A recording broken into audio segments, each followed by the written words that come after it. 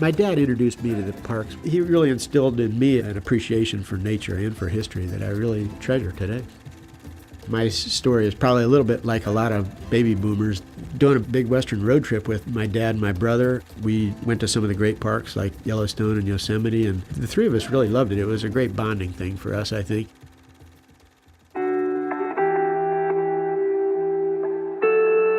The Grand Canyon is a remarkable place if you can ever get down into the bottom of it. Even if you're not doing a rafting trip, if you hike down to the bottom of it, you can spend the night. It's a wonderful thing to do. A lot of people talk about how it changes all the time and the colors are always different through different times of the day. For me, maybe my favorite time of day is probably right late afternoon, right before sunset. It's really a neat place because you can see the light of the sun drifting up over the canyon walls as the canyon gets a little bit darker and darker. It felt like a furnace during the day because it's so warm, but then you get this evening where you still have the warmth, but it's starting to cool off, and the river is right there and it's bubbling along right next to you, and it's almost spiritual. It's kind of sensual just how wonderful it feels in the canyon at night.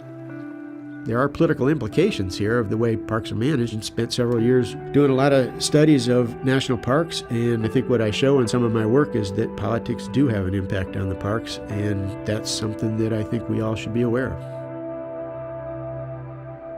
The Canadian Park Service was undertaking a policy effort to change the way they managed Banff National Park, and I went back up there to talk to the woman that was in charge of the effort, and she says, Harvey Locke, who is a very famous environmentalist in Canada, carries a copy of your book and say, this is why we need to change this park. So the parks, they've changed me, and hopefully I've had some impact and some help in changing them as well. We are celebrating the 100th year of the National Park Service, and the parks have always been there for me and for a lot of people, and I hope they're always there for us, and I hope they're there for our kids and our grandkids. I think a lot of people think that when you've created national parks or public spaces, wilderness areas, that they are then taken care of, and that's just not the case. They always need care, they need maintenance, they sometimes need repair. I hope that in the future, people always think about these places and make sure that we do take care of them for future generations.